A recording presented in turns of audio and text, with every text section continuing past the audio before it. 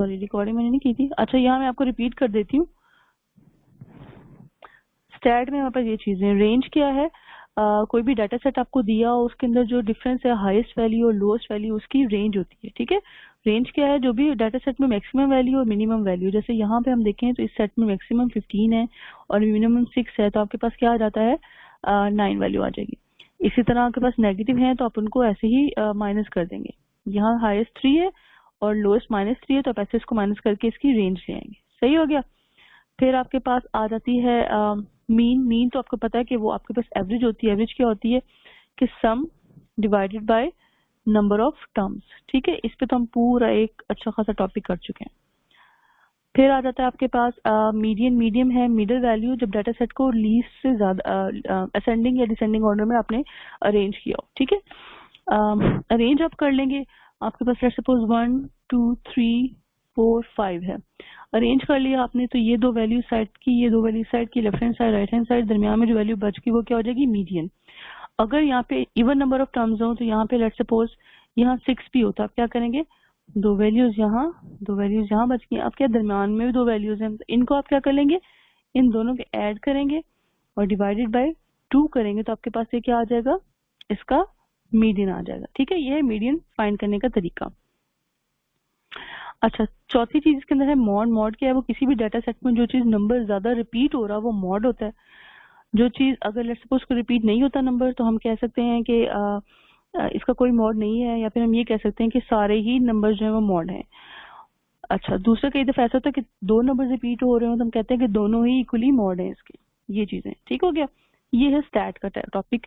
अच्छा, और मॉड की एक थी आपके पास कि इसकी जो है ना फॉर्मूला ये है 3 मीडियन माइनस 4 मीन। ठीक है, ये इसके पास आपके पास क्या आ जाएगा, मॉड की वैल्यू 2 मीन कि 2 टाइम्स मल्टीप्लाई करें आप मीन से, 3 टाइम्स मल्टीप्लाई करें मीडियन से, दोनों को माइनस कर दें तो उस डाटा सेट का मॉड आपके पास निकल आएगा। चलें जी। अच्छा, अब हम आते हैं ज्योमेट्री पे। ज्योमेट्री का ये कि वैसे तो ये सिलेबस में शामिल नहीं है, इंक्लूडेड नहीं है, जो एफपीएससी का सिलेबस है ना, लेकिन कुछ चीजें ऐसी हैं जो बाज़ औक़ात किसी और चीज के साथ वो जो आपको दे देते हैं, इसलिए उसके जो बेसिक कॉन्सेप्ट है और जो कुछ उसके फॉर्मूलाज है ना वो आपको याद होने चाहिए। ठीक है, जैसे हमने परसेंटेजेस के कुछ क्वेश्चन किए थे, उसके अंदर आपको पता होना चाहिए था कि पैरामीटर क्या है।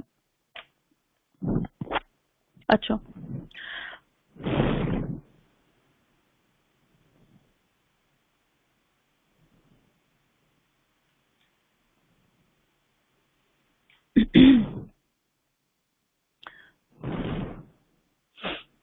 अच्छा, सबसे पहले तो छोटी मोटी डेफिनेशन, एक तो ये कि आपने इसको बड़े डिटेल से पढ़ना है कि आपके जो कॉन्सेप्ट है ना वो रिवाइज हो जाएंगे। जैसे हेक्सागोन क्या होता है, 6 साइड्स हैं, बाजू का आपको क्वेश्चन में मेंशन नहीं किया होता, आपको बस कह देते हैं कि there is an octagon, there is an nonagon, there is a decagon. आपको पता चलना चाहिए कि मैं जिस चीज को अंडर कंसीडरेशन लेके आ रहा हूँ उसकी साइड, नंबर ऑफ साइड्स कितनी है। ठीक है, तो ये आपने पढ़नी है। दूसरा कुछ कॉन्सेप्ट हैं, जैसे होता है लाइन। लाइन क्या चीज है, लाइन सेगमेंट वो होता है जो कि दोनों लाइन वो होती है जो कि दोनों साइड पे एक्सटेंड होती है इनडेफिनेटली। ठीक है, ये होती है लाइन। इसको हम रिप्रेजेंट करते हैं ए और बी से। सही है, और इसको ऐसे कैसे लिखेंगे, ये जो सिंबल है ना एरो का बोथ साइडेड, ये बता रहा है कि लाइन जो है ना एक्सटेंड हो रही है इनडेफिनेटली। फिर आता है लाइन सेगमेंट, वो इसी का हिस्सा होता है लाइन का। इसके दो फिक्स पॉइंट्स होते हैं, सी डी, लेट्स सपोज उसको कह देते हैं सी डी है, उनको कैसे लिखते हैं आप, ऐसे। इनके साथ आप एरोज नहीं लगाते, ये शो करता है कि ये फिक्स्ड लेंथ की एक लाइन है। ठीक है, इस तरह होती है रे। रे वो होती है जिसका एक पॉइंट फिक्स हो और एक पॉइंट पे इंडेफिनेटली जा रही हो। दो रेज जो हैं वो मिलके एक एंगल बनाती हैं। ठीक है, जो लाइंस आपस में क्रॉस कर दें उनको कहते हैं इंटरसेक्टिंग लाइन। इंटरसेक्टिंग लाइन, ये कंकरेंट लाइन। फिर एक्यूट एंगल आपको पता है, एक्यूट एंगल वो होता है विच इज लेस देन 90 होता है। राइट क्या होता है, इक्वल्स टू 90 होता है। ऑब्ट्यूज क्या होता है, ग्रेटर देन 90 होता है, और लेस देन आपके पास 180 होता है। इसी तरह आपके पास जो स्ट्रेट है, स्ट्रेट का मतलब है एंगल क्या है, 180 डिग्री। ये छोटे छोटे कॉन्सेप्ट हैं जो बंदे को आने चाहिए। रिफ्लेक्स एंगल क्या होता है, वो 360 से छोटा होता है और 180 से बड़ा होता है। ठीक हो गया। अच्छा जी, फिर आपके पास है ट्राइंगल। ट्राइंगल भी इसी तरह होती है। एक्यूट एंगल, जिसके सारे एंगल जो हैं आपके पास वो लेस देन 90 हो, वो क्या हो जाती है? एक्यूट एंगल हो जाती है। राइट एंगल ट्राइंगल वो होती है जिसका एक एंगल क्या है, सारा बाकी सारी सॉरी जो है वो सारे के सारे 90 डिग्री के हों। अच्छा जी, इसी तरह कॉन्सेप्ट है आपके पास इक्विलेटरल ट्राइंगल, वो आपको पता होगी कि वो जिसमें तीनों साइड्स इक्वल होती हैं। आइसोसेलेस ट्राइंगल, जिसमें कोई भी दो साइड्स इक्वल होती हैं। और स्केलीन होते हैं जिसमें कोई भी इक्वल नहीं होती। अच्छा, एक आपने फॉर्मूला इस तरह आपने पढ़ा हुआ है, ठीक है, C square is equal to A square plus B square. ये हर ट्राइंगल के लिए वैलिड नहीं है। किसके लिए? सिर्फ राइट एंगल ट्राइंगल के लिए। अगर एक्यूट एंगल्स हों ट्राइंगल के, एक्यूट एंगल ट्राइंगल है तो ये जो सी है ना, हाइपोटेन्यूस इसको बोलते थे, ये परपेंडिकुलर है, ये बेस है, ये हाइपोटेन्यूस है। In case of acute angle triangle, ये जो सी है ना, ये लेस देन क्या है? ए प्लस बी के सम से। और अगर ऑब्ट्यूज ट्राइंगल है, ठीक है, उस सूरत में क्या हो जाएगा? सी बड़ा हो जाएगा ए प्लस बी से। ठीक हो गया। अच्छा, ये चीजें आपको पता होनी चाहिए। वैसे नॉर्मली कोई भी दो जो साइड्स है ना, ए प्लस बी कोई भी हो, उसकी वैल्यू तीसरी से क्या होगी? इक्वल होगी? नो, उससे हमेशा बड़ी होनी चाहिए। कोई भी दो साइड लें तो उसके जो उन दोनों को ऐड करें तो वो तीसरी से बड़ी आनी चाहिए। ये भी एक लॉ है। अच्छा, एरिया ऑफ ट्राइंगल क्या होता है, हमने पढ़ा हुआ है, 1/2 multiply by base into height. ये है। तीसरा एक और फॉर्मूला है आपके पास, दूसरा सॉरी, एस, एस ये वाई कुछ भी नहीं है, S minus A, S minus B and S minus C. इसमें एबीसी क्या है? एबीसी है इसके साइड्स, और एस क्या है? इसका पैरामीटर। पैरामीटर क्या होता है? Sum of all side. Perimeter क्या है? The sum of all sides किसी भी चीज की, ट्राइंगल हो, रेक्टेंगल हो, कुछ हो, तो इसके पैरामीटर को डिवाइड करें 2 से तो आपके पास ये एस की वैल्यू आएगी। सही है। ये दूसरा फॉर्मूला आपके पास एरिया फाइंड करने का। अच्छा, तो ये होगी बेसिक इसकी जो रिवीजन है। अब जो चीजें आपको कुछ दी जाती है ना, वो कैसे हैं? लेट्स सपोज आपको इस तरह की कोई ट्राइंगल दी जाए, ठीक है, आपको कहा जाए कि इसके अंदर जो है मुझे बताएं इसमें नंबर ऑफ ट्राइंगल्स कितनी है, तो आप फाइंड कर लोगे। ज़ाहिर है एक तो बड़ी वाली ये है, दूसरी ये हो जाएगी, फिर तीसरी ये, चौथी ये, ठीक है, इस तरह हम करके फाइंड कर लेते हैं। लेकिन अगर ये बहुत ज्यादा हो जाए, काफी ज्यादा ट्राइंगल है, तो आपके लिए मुश्किल हो जाएगा। उस सूरत में हम क्या करते हैं, उसके अंदर हम फॉर्मूला यूज करते हैं। ये तब है जब किसी एक वर्टेक्स से आपकी सिर्फ वर्टिकल लाइन जा रही हो, ठीक है, नंबर ऑफ लाइन जा रही हो। हमने सिर्फ ये चेक कर लेना है कि हमारे पास ये कितने डिवीजन हमारे सामने आ रही है। यहाँ बाहर कितनी लग रही है? 1 2 3 4, तो हम n को कह देंगे ये है 4। अब फॉर्मूला क्या है? n multiply by n plus 1/2।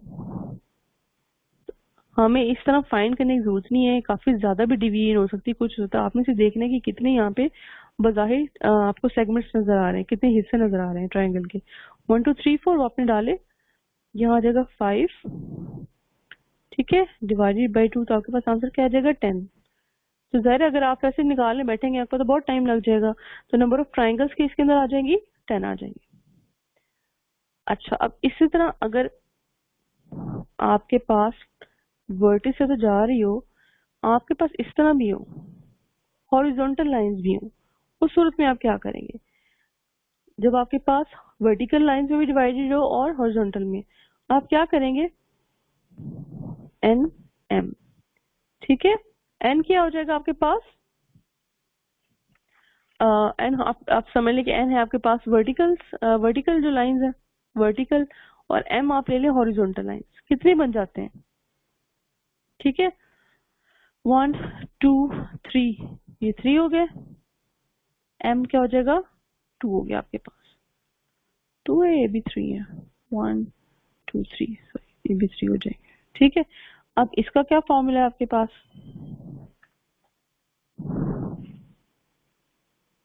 n multiply by m multiply by वही n+1 डिवाइडेड बाय 2। लास्ट वाले हम क्या करते थे, सिर्फ n से मल्टीप्लाई करते थे, n+1 और डिवाइडेड बाय 2 करते थे, यहाँ m से भी करेंगे। ठीक है, तो यहाँ हम करेंगे तो वापस क्या हो जाएगा, 3 × 3 9 + 10, ठीक है, डिवाइडेड बाय 2।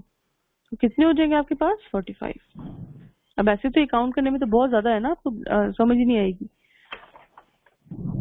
ठीक है, ओके। अब कुछ ऐसे होता है जिसके अंदर आपको कहा जाता है कि ये ट्राइंगल है, इसके अंदर फर्दर ट्राइंगल्स है डिवाइडेड की हुई, triangle with in a triangle.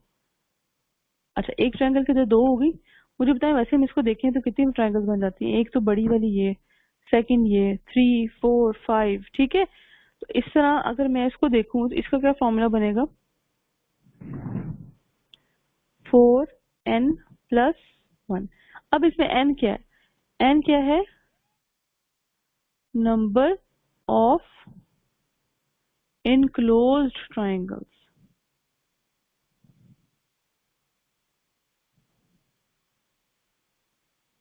ठीक है, इसमें कितनी इनक्लोज्ड है, एक ही है ना, इसमें क्या हो जाएगा 4+1, तो हमें पता है यहाँ कितनी है, 5 है। ठीक है, अगर यहाँ एक और होती, लेट्स सपोज ऐसे होती, तो फिर हम क्या करते, कितनी ट्राइंगल्स इनक्लोज हैं, 2, हम लिख जाते 2+1, तो ये आपके पास 9 बन जाती है। ठीक है, ओके। फिर कुछ पैटर्न बन जाते ट्राइंगल्स के दिए होते। ठीक है, वो इसको आप बना लें ऐसे करके।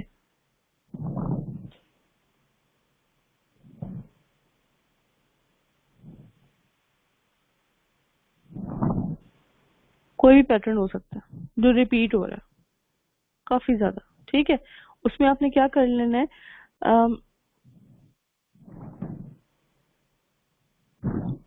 अब देखेंगे कि कितनी दफा जो है वो ये जा रहे हैं इनकी, 1 हॉरिजॉन्टल लाइन समझ लें, 2 3 4 1 2 3 4 5, कितने हो गए ये, 5 टाइम्स इसको डिवाइड हुआ हॉरिजॉन्टली। आप इसको ऐसे करेंगे, n+2 and 2n+1 divided by 8, ये है इसका फॉर्मूला। ठीक है, तो इसको इसमें डाल के जो है इस तरह इसका फाइंड कर लेंगे। ठीक है, आगे बात समझ में, ये फॉर्मूले सिर्फ आपके याद रखने वाले हैं। फिर सर्कल के ऊपर आ जाएं। सर्कल के तो जो बेसिक फॉर्मूला है ना, मैं एग्जांपल से ही कर देती हूँ, बाकी तो आपको पता चल जाएगा। सर्कल का आपको पता है क्या होता है, ये सर्कल है, ये जो इसके दरमियान में जो है पॉइंट उसका होता है, क्या कहते हैं, सेंटर पॉइंट है। ठीक है, इसको कहते हैं सेंटर। अच्छा, सेंटर और आउटर मोस्ट पार्ट की जो इतनी लाइन होती है ना, उसको कहते हैं रेडियस। अगर ये लाइन एक्सटेंड हो जाए दूसरी साइड तो हम उसको क्या कहते हैं, डायमीटर।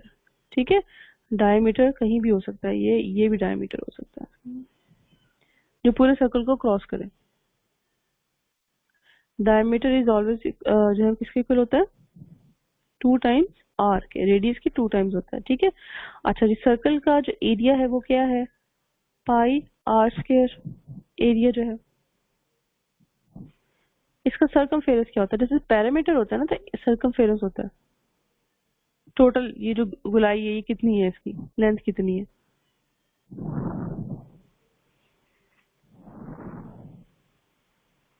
सर्कमफेरेंस आपके पास 2 पाई आर। ठीक है,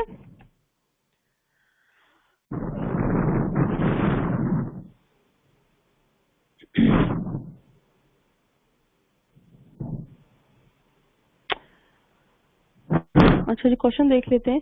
circumference of the circle with the radius 7 centimetre is. अच्छा जी, रेडियस आपके पास क्या है, 7 सेंटीमीटर। सर्कमफेरेंस आपने पढ़ा है 2 पाई आर। पाई किसके इक्वल है, या आप 3.14 करते हैं जहाँ जो आसान लगे, या फिर किसके इक्वल होता है, ये 22/7 के। तो ये 7 इस आप आर की जगह डालेंगे, वैल्यू पुट करेंगे, आपके पास सर्कमफेरेंस आ जाएगा। अच्छा जी, फिर क्वेश्चन चाहते हैं 2, क्वेश्चन नंबर 2 है the circumference of a circle is 22 centimetre, find the diameter. Circumference आपके पास 22 है which is equal to 2 pi r. तो आपके पास पाई आर किसके इक्वल आ जाएगा? 11 के। रेडियस किसके इक्वल हो जाएगा? 11 ओवर पाई के। अब वो पूछ रहे हैं जनाब आप क्या फाइंड करें, आप हम फाइंड करके दें हमें इसका डायमीटर।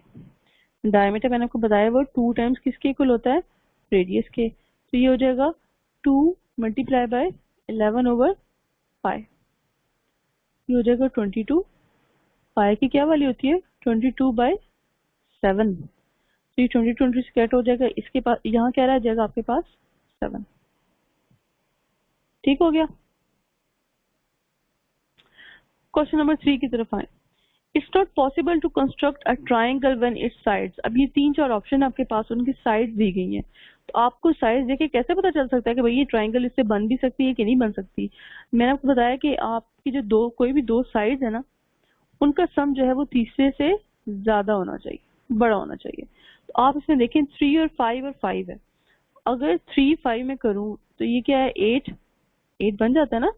तो 8 is greater than the third size which is 5 का मतलब है ए जो है वो पॉसिबल है कि वो एक ट्राइंगल बनाई जा सके। इसी तरह 8.3 है और 3.4 है। अब जाहिर है 8.3 एंड 3.4 ये हमें देख के पता चल जाता है कि ये 6.1 से बड़े होंगे, इसका मतलब इसको भी कंस्ट्रक्ट की जा सकती है इन साइड से ट्राइंगल। थर्ड आपके पास है 6 7 एंड 10। तो ऑब्वियसली अगर आप 10 और 7 को ही ले लें तो ये तीसरी साइड से बड़ी है ना, तीसरे से बड़े हैं ना, 6 से बड़े हैं, इससे भी कंस्ट्रक्ट हो जाएगी। इस तरह डी है आपके पास 5.4 एंड 2.2। चले जी, दो छोटी साइज चेक करें इसकी। 2.2 3.1 क्या आता है? ये 5.3। और मुझे बताएं ये 5.3 जो है वो 5.4 से छोटा है ना। जब कोई भी दो साइज आप लेके चेक करें बार बार कि कौन सी, दो छोटी ले लें और बड़ी सी चेक कर लें, तो ये अगर इसका आंसर इससे थोड़ा आ रहा है ना, इसका मतलब है यहाँ आप ट्राइंगल कंस्ट्रक्ट नहीं कर सकते हैं।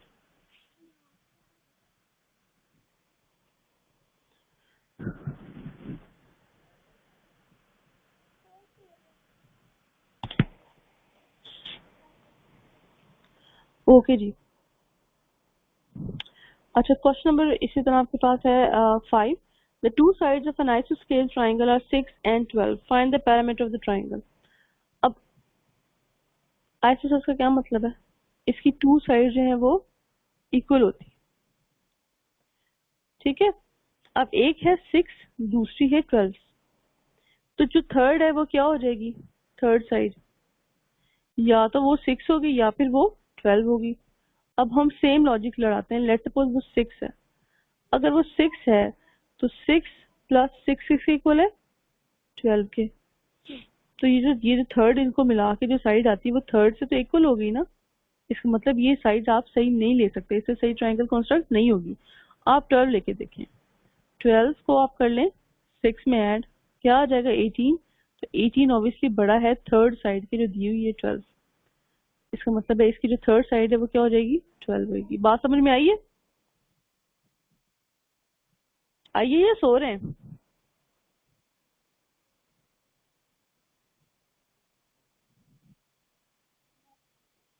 ठीक है, चलो जी।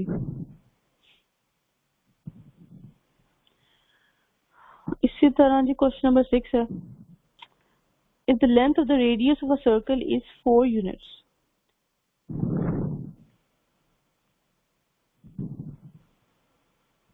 Calculate the area of circle. Area क्या है जी? पाई आर स्क्वायर। तो ये हो जाएगा 16 पाई। आप इसको 16 मल्टीप्लाई बाय 22/7 भी कर सकते हैं, या फिर आप 16 को मल्टीप्लाई कर दें 3.14 से। इट्स अप टू यू, ये तो सिंपल आपने वैल्यू में पुट करना है। अच्छा जी, the length of the largest chord of a circle is 12 metres, find the area. Chord क्या होता है? ये है सर्कल, इसके कोई भी पॉइंट्स अगर हम ऐसे ले लें ना, ये कॉर्ड हो जाएगी, ये हो जाएगी, ये हो जाएगी, ये छोटी सी हो जाएगी। अच्छा, डायमीटर क्या होता है आपके पास? The largest chord, largest chord, diameter is the largest chord. Obviously ये सबसे मिड पॉइंट है, यहाँ से जाएगी, ये सबसे लंबी इसकी जो है ना वो लेंथ है, ये कॉर्ड हो जाएगी, ठीक है ना। यहाँ सबसे छोटी होगी, फिर और छोटी कॉर्ड, फिर और फिर और फिर और, तो सबसे बड़ी कॉर्ड क्या है? ये दरमियान वाली, ठीक है, यहाँ वाली सबसे छोटी है, ये दरमियान वाली क्या है हमारे पास? इसको हम डायमीटर कहते हैं। हाँ जी बिल्कुल, एवरी डायमीटर इज कॉर्ड, बिल्कुल सही कहा आपने। अच्छा, वो कह रहे हैं कि जी length of the largest chord, इसका मतलब आपको डायमीटर दे चुके हैं वो क्या है आपके पास? 12 है, तो एरिया आ जाएगा इससे, यहाँ से आप रेडियस फाइंड कर लोगे, रेडियस क्या हो जाएगा? 12/2 6, तो पाई आर स्क्वायर आप लगा के आप इसका एरिया फाइंड कर सकते हैं। अच्छा जी, क्वेश्चन है find the area of a sector of a triangle. Area of sector का फॉर्मूला क्या है? एरिया, सॉरी सर्कल के, area of sector of circle,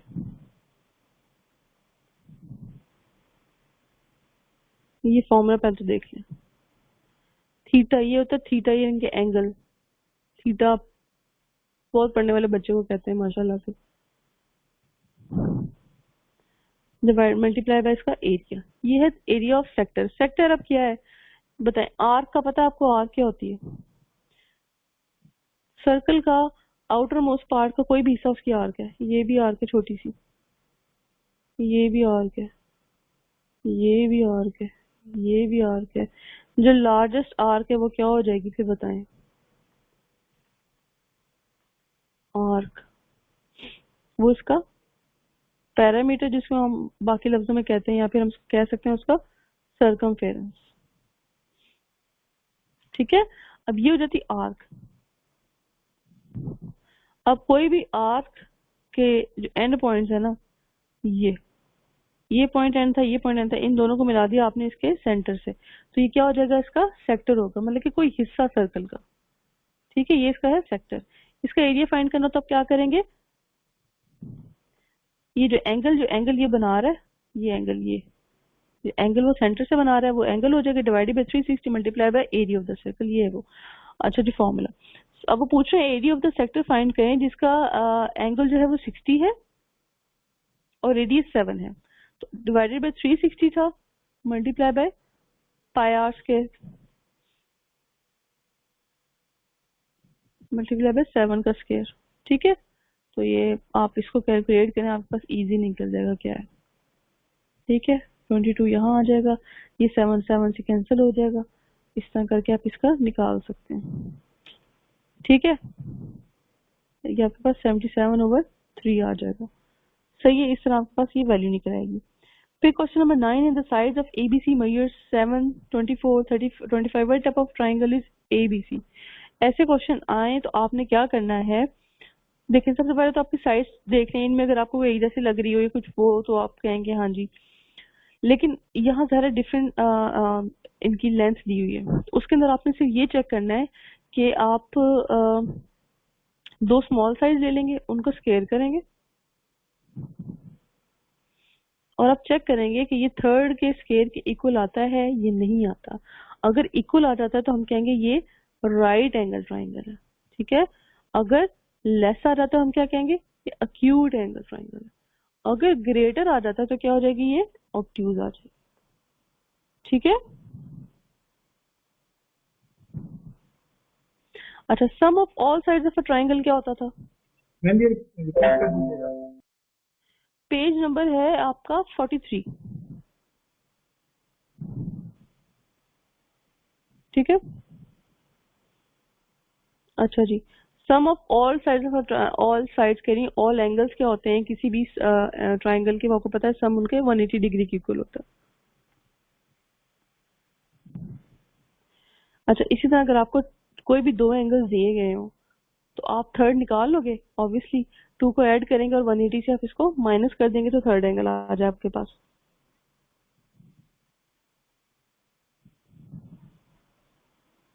ठीक है। अच्छा जी, क्वेश्चन है in triangle ABC, A B is equal to 5, वो 5 है, BC आपके पास क्या है, 4 है। Range of values that CA can take, अब CA की रेंज वैल्यूज क्या आ जाएंगी,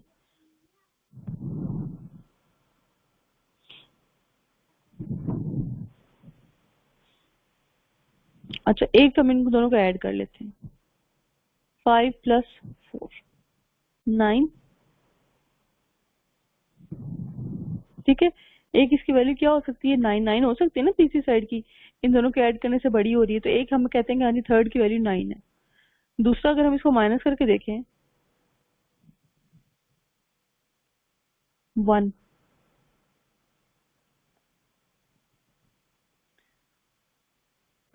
अगर ट्राइंगल की वैल्यू इस तरह हो साइड्स की, ठीक है, आप मुझे बताएं, इन दोनों को मैं ऐड कर दूं, दो छोटी साइड्स को 5 और ये 5, तो ये तो इक्वल हो जाएंगे ना। इसका मतलब है उसकी रेंज क्या होनी चाहिए, उसको 1 से बड़ा होना चाहिए, तीसरी साइड 1 से बड़ी होनी चाहिए, मस्ट बी ग्रेटर देन 1, ठीक है। और थर्ड तो ज़ाहिर है फिर लेस देन 9 ही होगी ना, इससे इन दोनों से तीसरी से क्या होना उसमें ज्यादा, इतनी उसकी रेंज है, ठीक है। दोनों साइड्स को आप एक दफा ऐड करेंगे और एक दफा माइनस करेंगे, वो आपकी रेंज आ जाएगी ट्राइंगल की थर्ड साइड की।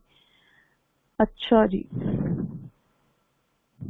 ये इसके अंदर जो है वो चंद मोटे मोटे कॉन्सेप्ट्स हैं। बाकी इस पेज पे नोटेबल फॉर्मूलाज हैं वो आपने जो है ना वो देख लेने हैं, वो क्या है, वो कहीं यूज हो जाएंगे। इस तरह आपको बताते खुद कोई क्योंकि ज्योमेट्री आती नहीं है अब लेकिन एक किसी चीज के अंदर वो यूज हो सकते हैं, ठीक है। अच्छा ये आई थिंक होपफुली क्लियर हो गया होगा आपका। अब हम लोग आ जाते हैं पेज नंबर 15 पे, सॉरी 15 कह रही 50 पे आ जाए आप लोग।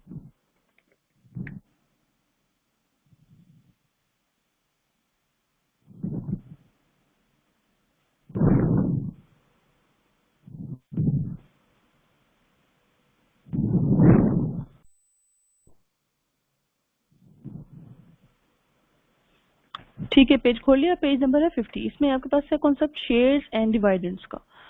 अच्छा इसमें कुछ बेसिक कॉन्सेप्ट्स हैं वो हम लोग लेते हैं। ये सुनो, अगर कंपनी के शेयर्स हैं, इतने शेयर गिर गए मार्केट में, इतने शेयर ये वैल्यू आ गई, बातें तो आपने सुनी होंगी। शेयर्स क्या होते हैं लेट्स सपोज एक कंपनी है, ठीक है, लेट्स सपोज PSO है, ये प्राइवेट कंपनी थी, ठीक है, प्राइवेट प्राइवेट कंपनी थी। ये चाहती थी कि मैं अपना जो बिजनेस है ना वो एक्सपेंड करूं। अब इसके पास इतने पैसे नहीं थे वो अपना बिजनेस एक्सपेंड कर सके कि वो मजीद जो है वो अपने एक और फैक्ट्री लगा सके, ठीक है। तो उसने क्या किया, उसने कहा कि मैं लोगों से इन्वेस्टमेंट लेती हूँ, ठीक है। इस कंपनी ने, लोग कैसे इन्वेस्ट करेंगे, कहेंगे कि आप हमें पैसे दें, हम आपको उसका अगर प्रॉफिट में से कुछ शेयर आपको देंगे, ठीक है। वो हो जाते हैं इसके हम कहते हैं कि ये फिर company private to public company हो गई, ठीक है। स्टॉक मार्केट में इसके शेयर्स हैं वो जो कि अवेलेबल होते हैं आपकी परचेज के लिए, सही है। जितनी अच्छी महंगी कंपनी होगी उसका शेयर उतना ही ज्यादा कीमती होगा। अच्छा अब कंपनी अपनी जो भी उसकी जो उसका मटेरियल है, ये जो भी चीजें उसके पास पड़ी हैं, जो जो उसने जो चीज उसने सेल आउट करनी, जिसको वो जिसके शेयर उसने देने, ठीक है, उसकी जो एक चीज होती है उसको कहते हैं नॉमिनल वैल्यू। नॉमिनल वैल्यू, अच्छा ये वो है जो कि एस्टिमेटेड बाय कंपनी है, भाई मेरे शेयर की इतनी वैल्यू होगी बाय कंपनी इटसेल्फ। ये वो कंपनी खुद उसका तखमीना लगा रही है लागत का। नॉमिनल वैल्यू, इसको हम फेस वैल्यू भी बोलते हैं, एस्टिमेटेड बाय द कंपनी। ये वो वैल्यू है जिसके ऊपर आप शेयर उठाते हैं, ठीक है, कि आपको इस वैल्यू पे इतना प्रॉफिट मिलेगा, ठीक है। हर लेट्स सपोज एक शेयर की प्राइस जो है वो आपके पास है 100 रुपीज, तो जो प्रॉफिट आपको मिलेगा वो किससे मिलेगा, इन 100 रुपीज से मिलेगा। अब क्या हम इसी 100 रुपीज पे ये शेयर खरीदते हैं, नहीं। ये आपको पता है स्टॉक मार्केट क्रैश होगी या सही होगी, वो क्या होता है, बाजू का ये होता है कि इसकी वैल्यूज अच्छे दिन चल रहे हैं कंपनी के, तो शेयर की वैल्यू जो है वो बढ़ जाती है। जो वैल्यू बढ़ जाती है, जो वैल्यू उसको हम कहते हैं मार्केट वैल्यू। मार्केट वैल्यू या मार्केट प्राइस, ये क्या हो सकती है, इस जो नॉमिनल वैल्यू से ये ज्यादा भी हो सकती है और कम भी हो सकती है, कभी बुरे दिन भी चल रहे होते हैं। ठीक है, तो ये मार्केट वैल्यू वो वैल्यू है जिस पे आप शेयर असल में खरीद रहे हैं। जो प्रॉफिट या लॉस है वो आपको किस पे होगा, प्रॉफिट वगैरह वो इस नॉमिनल वैल्यू पे होता है। इसमें आप सेफ भी रहते हैं कि चलो जी क्या कहते हैं, कंपनी भी सेफ रहती है, आप भी सेफ रहते हैं। सही है। अच्छा, अब है एक चीज प्रीमियम। प्रीमियम का कॉन्सेप्ट, प्रीमियम का मतलब ये है कि आपकी जो मार्केट वैल्यू है वो आपकी जो नॉमिनल वैल्यू से वो ज्यादा है। ठीक है, मार्केट वैल्यू ज्यादा थी नॉमिनल वैल्यू से, तो मार्केट वैल्यू से आप नॉमिनल वैल्यू माइनस कर देंगे, जितनी ज्यादा थी वो आपका प्रीमियम है। आपको मैं कहूँ कि आपने 20 रुपीज प्रीमियम पे उठाया है, ₹20 प्रीमियम पे, इसका मतलब है कि एक वैल्यू आपकी नॉमिनल वैल्यू 100 थी, तो आपने मार्केट वैल्यू कितने में उठाया है, शेयर को 120 रुपीज पे। अगर ये 20% होता तो आप क्या करते, तो इसका जो नॉमिनल वैल्यू के पहले आप 20% निकालते, जो आपके पास क्या आ जाता 20, और फिर जो परसेंटेज आती है वो उसके अंदर आप ऐड करते, तो आपके पास क्या आ जाती, मार्केट वैल्यू। ये कॉन्सेप्ट समझ में आया यहाँ पे, मार्केट वैल्यू का, नॉमिनल वैल्यू का, प्रीमियम का। ठीक है, इसी तरह प्रीमियम अगर ज्यादा है तो डिस्काउंट आपके पास क्या रहेगा, जब आपके पास शेयर कम में बिके तो आपके पास क्या होगी, नॉमिनल वैल्यू ज्यादा होगी। नॉमिनल वैल्यू ज्यादा होगी, मार्केट माइनस मार्क वैल्यू। इसी तरह आप जैसे प्रीमियम से आप निकाल लेते हैं मार्केट वैल्यू, इस तरह आप डिस्काउंट से भी मार्क वैल्यू निकाल लेंगे। अगर आपके पास 10% मैम डिस्काउंट पे आपको मिली है। मैडम जी ये जी, प्रीमियम वाला जरा दोबारा एक्सप्लेन कर दीजिएगा। अच्छा ठीक है। आपके पास जो नॉमिनल वैल्यू है सपोज किसी शेयर की वो थी 100, आपको कहते हैं जी मैंने प्रीमियम हमने उठाया है 10 रुपीज प्रीमियम पे। प्रीमियम का मतलब, जब प्रीमियम आ गया ना, इसका मतलब है आपकी मार्केट वैल्यू क्या है, it is greater than nominal value. Premium आप समझ लें प्रॉफिट है, ये ज्यादा चीज है। ठीक है, आपने ज्यादा पे मार्क वैल्यू से, जो सॉरी कंपनी की एस्टिमेटेड वैल्यू है उससे आपने ज्यादा उसको शेयर को खरीदा। ₹10 है तो आपसे पूछे बताएं मार्क वैल्यू क्या होगी, आप क्या करेंगे, सिंपल ये जो आपकी नॉमिनल वैल्यू है ना, इसके अंदर ये प्रीमियम को आप ऐड कर देंगे, प्रीमियम प्लस नॉमिनल वैल्यू, तो ये आ जाएगी मार्क्ड वैल्यू। ये वो वैल्यू है जिसके आपने शेयर को एक्चुअली खरीदा है मार्केट से। ठीक है, इसी तरह आ जाता है डिस्काउंट। डिस्काउंट अगर ये 10 रुपीज की शक्ल में आपको भी बताई जा सकती है और परसेंटेज की शक्ल में भी बताई जा सकती है। इसी तरह डिस्काउंट है, लेट्स सपोज आपको कहते हैं 10% डिस्काउंट पे खरीदा है, फिर आप क्या करते हैं, आप चेक करते हैं नॉमिनल वैल्यू क्या है, इसका आप पहले चेक कर लेते हैं भाई डिस्काउंट बनता कितना है।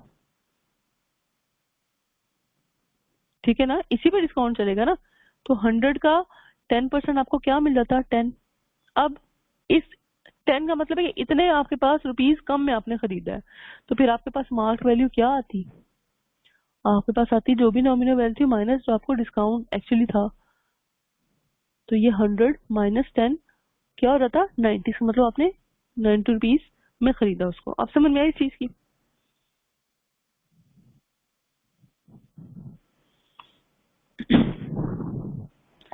अच्छा जी,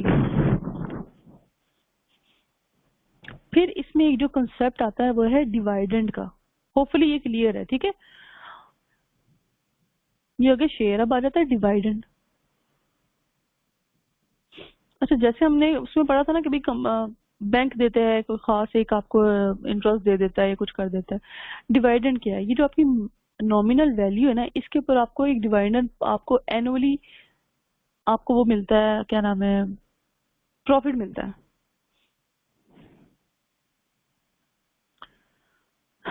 डिविडेंड क्या है, which we get from company at the end of the year, at annually आप कह लो। ठीक है, एनुअली प्रॉफिट एट किस पे, नॉमिनल वैल्यू पे। अगर आपकी जो शेयर आपने खरीदे हैं उस पर जो भी प्रॉफिट है वो आपको by the end of the year आपको उसकी जो नॉमिनल वैल्यू शेयर की थी उस पे आपको जो है वो प्रॉफिट वो कंपनी की तरफ से भी मिलता है। ये होता है डिविडेंड। ठीक है, अच्छा जी, अब जो डिवाइडेंड है ये कुछ ज़ाहिर है इसकी एक परसेंटेज होती है कि जैसे आपकी होती है कि 10% इंटरेस्ट पे या फलाना, तो डिवाइडेंड की भी एक परसेंटेज होती है, नॉमिनल वैल्यू। वो किसकी इक्वल है? वो ज़ाहिर है नॉमिनल वैल्यू पे एक परसेंटेज होती है, ठीक है। अब अगर आपने शेयर ज्यादा खरीदे, एक नहीं उठाया, तो आप नंबर ऑफ शेयर भी ऐड करोगे, तो ये टोटल आपके पास टोटल डिवाइडेंड आ जाएगा। टोटल डिवाइडेंड यानी कि जितना आपका जो रेट था वो मल्टीप्लाई बाय नॉमिनल वैल्यू पर शेयर, एक शेयर का, और आप टोटल नंबर से आप शेयर से मल्टीप्लाई कर दोगे, आपके पास सालाना इसके पास आपकी एनुअल इनकम आ जाएगी जो आपकी कंपनी के शेयर खरीदने से आपको मिली है। ये कॉन्सेप्ट आया समझ में?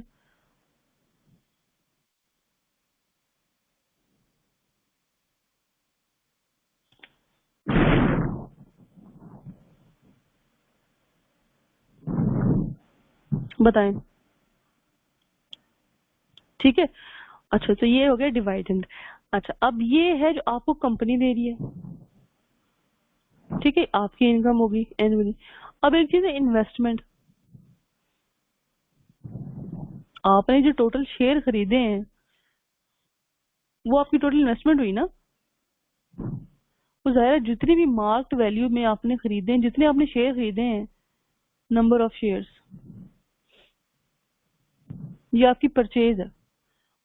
डिवाइडेड आपका प्रॉफिट है, इन्वेस्टमेंट आपकी परचेज है कि कितनी हुई है। नंबर ऑफ शेयर जितने आपने खरीदे हैं, जाहिर है आप खरीदते हैं किस पे हो? मार्क्ड वैल्यू पे। मैंने को पहले बताया जो मार्केट की वैल्यू होती है ना, आप उस पर खरीदते हैं शेयर्स को, चाहे वो ज्यादा हो या कम हो। Multiply by number of shares आप खरीदेंगे तो आपकी टोटल इन्वेस्टमेंट आ जाएगी, ठीक है। होपफुली ये आपको कंसेप्ट क्लियर होगा इसका भी। अब हम आ जाते हैं इनके क्वेश्चंस के ऊपर। ये कॉन्सेप्ट अगर आप इसके 3-4 ये देख लेना, इसके फॉर्मूला में कंसेप्ट, तो ये बहुत ज्यादा क्वेश्चन आते ही नहीं, इन्हीं से कवर हो जाएगा। अच्छा, एक रेट ऑफ रिटर्न भी इसके अंदर एक चीज है, जो कंपनी आपको रेट ऑफ रिटर्न देती है।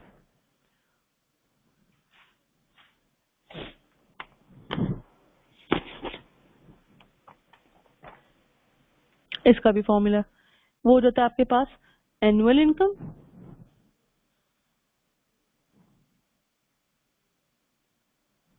डिवाइडेड बाय, आपके पास आ जाएगा एनुअल इनकम यानी कि आपके जो डिवाइडेंड आपको मिला, डिवाइडेड बाय आपकी इन्वेस्टमेंट कितनी हुई थी, टोटल इन्वेस्टमेंट, ठीक है। डिवाइडेंड समझ लें, डिवाइडेड बाय आपकी टोटल इन्वेस्टमेंट मल्टीप्लाई बाय 100, ये आपका रेट ऑफ क्या कहते हैं रिटर्न है। सही है। ये शो करता है कि आपने किस परसेंट डिवाइडेंड पे आपका शेयर आपको मिला है जिसका आपको प्रॉमिस किया गया था। अब जब मार्केट में प्राइस वैल्यू ऊपर नीचे होती है तो आपको किस रेट ऑफ इंटरेस्ट पे आपको पैसे वापस मिले, ठीक है। अच्छा जी, अब हम एग्जांपल चेक करते हैं। Example number 1, find the marked value of ₹200 share. जब आ जाती है ना मार्क्ड वैल्यू फाइंड करनी है, चीजें लिखते जाएंगे। मार्क वैल्यू क्या है? ₹200 शेयर हैं। जो ये इस तरह की चीज बता दे तो इसका मतलब है कि ये क्या थी, इसकी नॉमिनल वैल्यू। वो क्या थी? ₹200 के, bought at a premium of ₹50। Premium क्या आपके पास? ₹50। बताएं अब प्रॉफिट हुआ है कि नुकसान हुआ है? ज्यादा में शेयर खरीदा है कम में खरीदा? प्रीमियम जब लिखा जाए इसका मतलब है आपने जो नॉमिनल वैल्यू है ना उससे ज्यादा खरीदा है। कितना खरीदा है? वो उसकी मार्क वैल्यू है, ठीक है। मार्क वैल्यू बहुत आसान है इसके अंदर, सिंपल। आप प्रीमियम में नॉमिनल वैल्यू पुट करेंगे तो आपके पास मार्क आ जाएगी विच इज इक्वल टू 250 में। यानी कि आपने एक शेयर कितने में खरीदा? 250 में, ठीक है। क्वेश्चन नंबर 2 है, फिर ₹100 share is available at a discount. अच्छा, ₹100 का शेयर है तो ये नॉमिनल वैल्यू शेयर की क्या हो जाएगी? 100।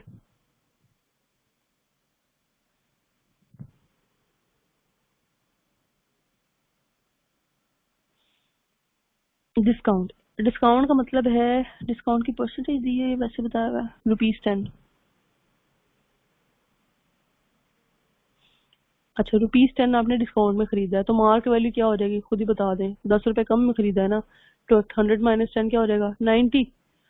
अच्छा जी, then find the mark value of 270 such share. अब ये किसकी आई है? पर शेयर की। टोटल नंबर ऑफ शेयर कितने हैं आपके पास? टोटल वो बता रहा है आपके पास शेयर कितने हैं? 270। तो ज़ाहिर है टोटल फिर आपके पास जो इन्वेस्टमेंट है वो कितनी हो जाएगी, जितने में आपने खरीदा है इन्वेस्टमेंट ही हो जाएगी ना, 270 मल्टीप्लाई बाय 90। आई बात समझ में कैसे किया?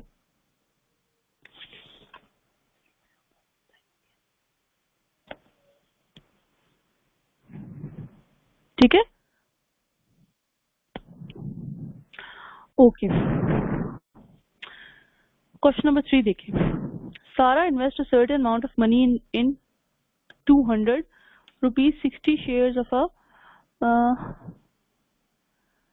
a company by paying a dividend of 8%. Find his annual income from the investment. Annual income from the investment का मतलब है आपने डिवाइडेंड फाइंड करना है इसके अंदर, ठीक है।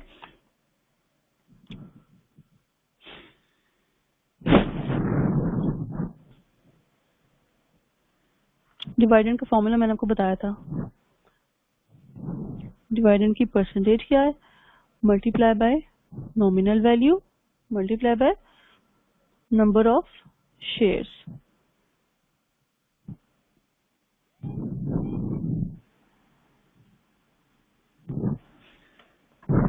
अच्छा जी,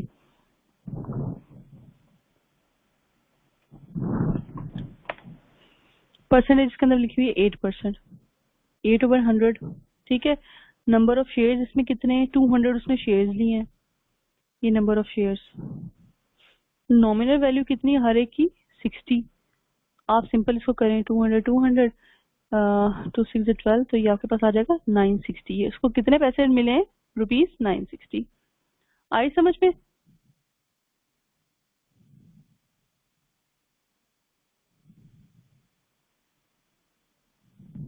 ठीक है, आपको समझ आई कि उसने पूछा क्या था, उसने क्या कि total income from the investment. Annually income जो हमें मिलती है वो आपको पहले ही पता है कि जो हमारी जो इनकम होती है वो क्या है, डिवाइडेड होता है, ठीक है, जितनी मैंने इन्वेस्टमेंट की है उसके ऊपर कितने पैसे में वापस मिले। क्वेश्चन नंबर 4 पे चल जाते हैं जी।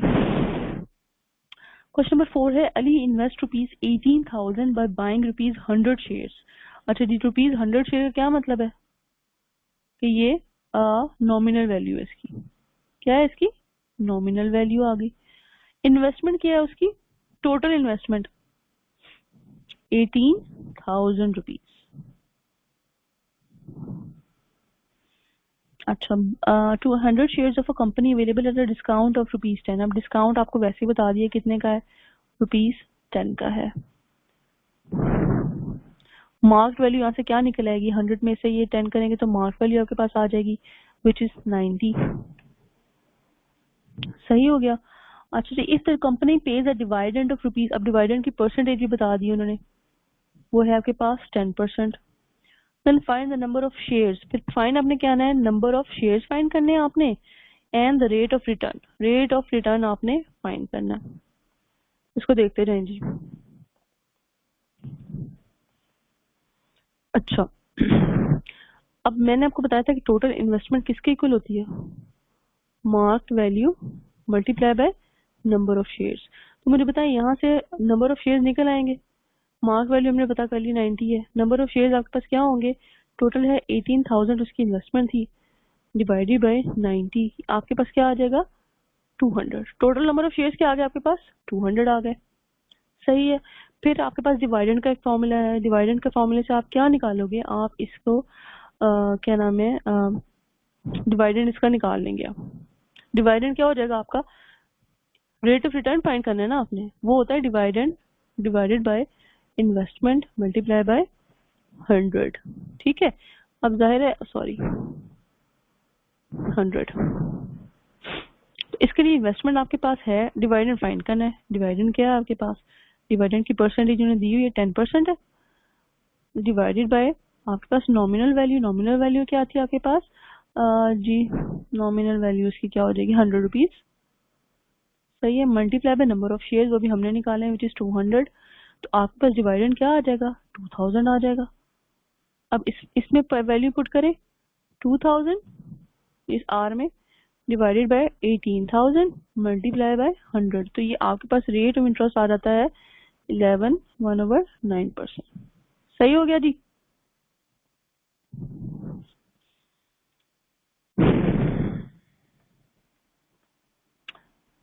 Mrs. Anam bought 1,000 shares worth ₹500 each at a premium of 12%। Number of shares कितने हैं आपके? 1000 है। नॉमिनल वैल्यू क्या है आपके पास? 500 है। और प्रीमियम आपके पास क्या है? 12% है। वो कह रहे हैं मार्क्ड वैल्यू फाइंड करनी है of each share, her share की फाइंड करनी है। मार्क वैल्यू कैसे करते हैं? सबसे पहले तो आप निकालेंगे कि प्रीमियम मेरा बनता कितना है। तो 12 डिवाइडेड बाय आपके पास क्या आ जाएगा? 100। ये क्या बनेगा आपके पास? 12 मल्टीप्लाई बाय 6 72।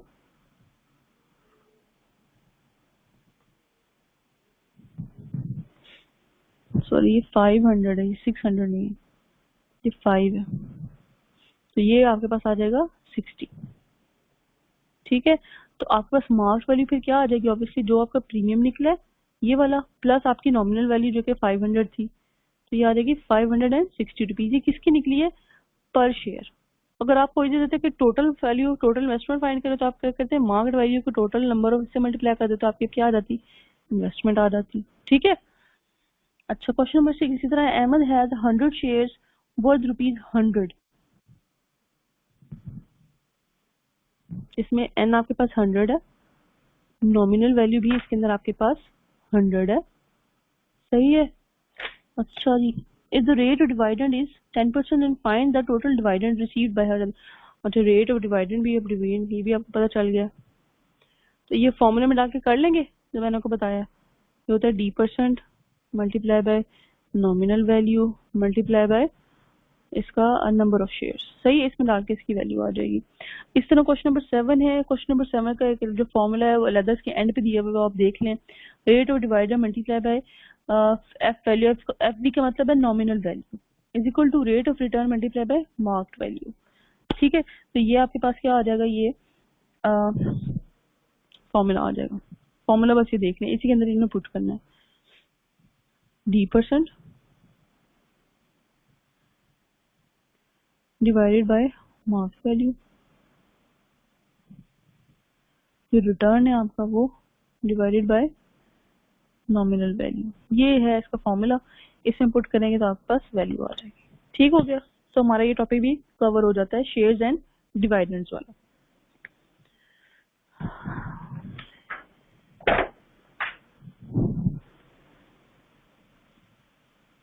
अच्छा, आगे एक टॉपिक करवा दूं, बहुत ज्यादा टाइम नहीं लगेगा, सिर्फ उसकी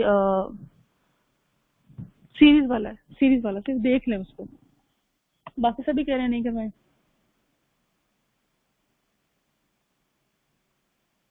नेक्स्ट टाइम चलें, ठीक है। अच्छा, नेक्स्ट टाइम कर लेंगे। इसको मैं जरा बंद करती हूँ। आपकी वो जो आपने क्वेश्चन बोला था ना, वो कर लेते हैं, करवा दें। आप लोग ऐसे देखें सही, ठीक नहीं लगा तो मत कीजिएगा। ये है सीरीज वाला। इसकी बेसिकली आपने सिर्फ चेक करना होता है, इसका कोई पेट फॉर्मूला तो है नहीं। मैं आपको सिर्फ एग्जांपल्स है वो थोड़ी सी दिखा देती हूँ कि किस किस किस्म की आती हैं। सीरीज के टॉपिक में यही चीजें शामिल हैं। ठीक है, आप थोड़ा सा देख रहे हैं, थोड़ा सा 10-15 मिनट ही लग जाएंगे। अच्छा कुछ इस किस्म की आपके पास सीरीज होती, कहते हैं जो नेक्स्ट नंबर फाइंड करें।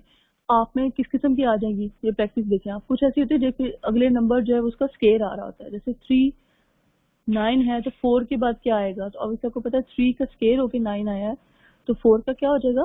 16। ठीक है, ऐसे क्वेश्चंस होते हैं।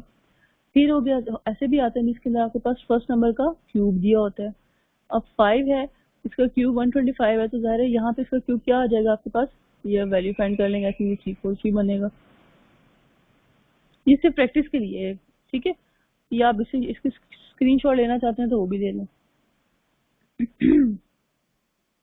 इसी तरह है एग्जाम्पल आपको देते हैं, एन स्केयर प्लस 1। बात ऐसा होता है कि आपके पास जो नंबर है उसका स्केयर करके इसके अंदर 1 ऐड किया होता है सीरीज में। 4 को देखें स्केयर करेंगे 16 आ जाएगा। हाँ चलें, ग्रुप में भी शेयर कर दूंगी, आप ये देख चलें। +1 तो क्या हो जाएगा आपके पास? 17। ये जो पैटर्न है ना, ये आपने खुद फाइंड करना है, इसलिए मैं कर दूंगी शेयर, आप प्रैक्टिस करेंगे तो शायद होपफुली हो ही जाएगा। तो इसमें आप देखिए फिर क्या हो जाएगा, 5 को डबल करोगे तो आपके पास क्या हो जाएगा 25, तो आंसर क्या हो जाएगा 626। इसी तरह n स्केयर माइनस वो ऐड हुआ है तो माइनस भी हो सकता है, सही है। 7 का स्केयर 49 48 और उसका मतलब है माइनस हुआ है 1, तो इसका में क्या आ जाएगा 80। ठीक है, इसी तरह है ये n स्केयर प्लस n, उसके अंदर वो नंबर भी ऐड किया जा सकता है, इस किस्म के भी आपके पास सीरीज आती है। एग्जाम्पल ले लें 11, 11 का स्केयर क्या हो जाता है 121। अब 121 में आपने 11 ही ऐड किया है, ये आपको पता कैसे चलेगा, आप जरा माइनस वगैरह करके देखोगे, मनूवर करोगे, आप डिवाइड करते हो एक नंबर को बड़े वाले नंबर से, फिर आप या तो उसको माइनस करके देखते हो, फिर आप देखते हो कि पैटर्न आगे फॉलो हो रहा है ये नहीं हो रहा। ठीक है, तो 13 13 169 होता है, 169 में मजीद आप 13 ऐड करेंगे, आपके पास 182 आ जाए। ठीक है, इसी तरह आप जैसे नंबर आपने ऐड हुआ था वो नंबर माइनस हो सकता है। फिर n का क्यूब, ठीक है, इस किस्म के आपके पास आ जाएंगे। आप मुझे बताएं मैं आपको ये सारे करवाऊं या मैं आपको सिर्फ खाली शेयर कर दूं, ये आप लोग खुद बताएं। मेरे दिखाने का मकसद ये है कि जैसे आप लोग कहें, अगर आपको इजी लगता है कि इसको करवा दिया जाए पर क्वेश्चन तो वो मैं करवा देती हूँ, अदरवाइज मैं शेयर ही कर देती हूँ, ताकि आप सब लोग जो है ना इसको खुद ही प्रैक्टिस कर लें। हाँ ठीक है, हाँ जी, आंसर के साथ शेयर हो जाएगा।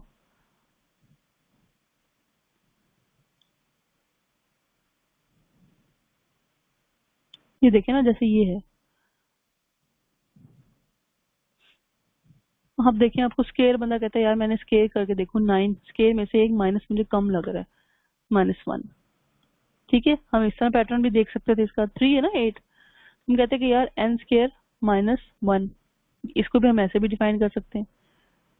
तो यहाँ हम करते तो क्या आता 24 आ जाता, लेकिन यहाँ पे ऐसे फॉलो आगे नहीं हो रहा, आंसर में कोई भी ऐसा ऑप्शन नहीं है। तो आपने क्या देखा, आपने देखा n-1 इसका क्यूब 2, 2 का क्यूब है विच इज 8, तो यहाँ पे क्या हो जाएगा 4, 4 का क्यूब हो जाएगा आपके पास। ठीक है, तो ये आपको जो करके देखने पड़ेंगे प्रैक्टिस करके, मेरे पास है, मैं आपको क्या कहते हैं प्रैक्टिस वाले भी दे दूंगी, बल्कि बेहतर होगा कि आप जो है ना वो असाइनमेंट जो है वो सबमिट कराएं। लास्ट में मैंने आपको किसकी की थी, एज प्रॉब्लम्स की, आई थिंक किसी ने भी सबमिट नहीं कराई थी। एज के भी ज्यादा आते हैं क्वेश्चन, सीरीज के भी एज के भी, तो वो आपको चाहिए कि आप जो है वो असाइनमेंट सबमिट कराएं। ठीक है, ये बेटर नहीं है।